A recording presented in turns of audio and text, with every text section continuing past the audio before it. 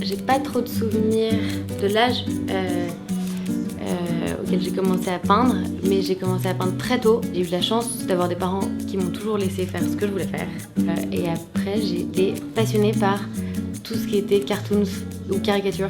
Donc j'étais fan de ça. Je me suis dit, quand je serai grande, je serai dessinatrice.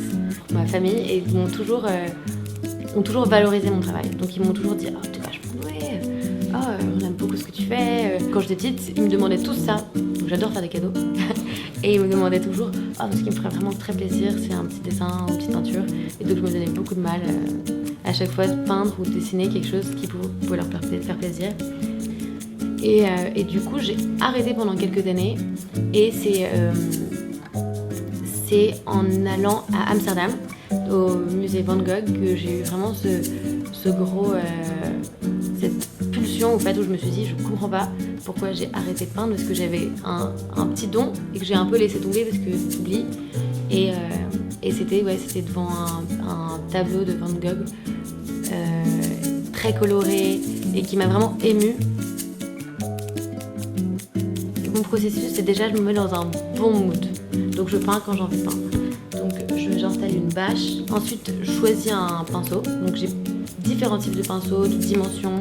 Et ensuite, je choisis la couleur ou la peinture. J'applique la peinture sur mon pinceau avec un autre pinceau. Donc j'applique bien pour qu'il y ait une couche égale et avec de la matière afin que quand je dépose mon premier trait, qu'il y ait de la peinture qui se dépose puis qui s'étale. Et en fait, j'aime bien ce dégradé du geste de la peinture.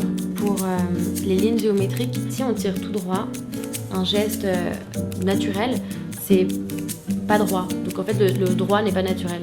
Donc il faut vraiment accompagner le geste avec le corps. Et voilà, et ensuite les lignes viennent comme elles arrivent. Je suis comme vous et je peins chez moi. Donc vous, ça va peut-être être sur votre petit bureau ou par terre. Et en fait, ce qui est pas mal, c'est de se créer un petit coin.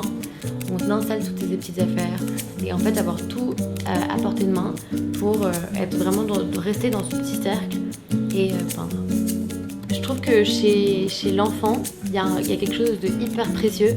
C'est qu'on peut tout faire en se trompant et c'est pas grave. Pour peindre ces tableaux-là, je me suis un peu remis dans mon mood de petit enfant en me disant, peins et on verra ce qui en sort, mais vraiment avoir confiance en ce que tu fais et en ce qu'il en sortira. Et c'est pas grave s'il y a des défauts et tout. Et en fait, je trouve que c'est ça en fait que j'aime bien faire ressortir dans mes tableaux.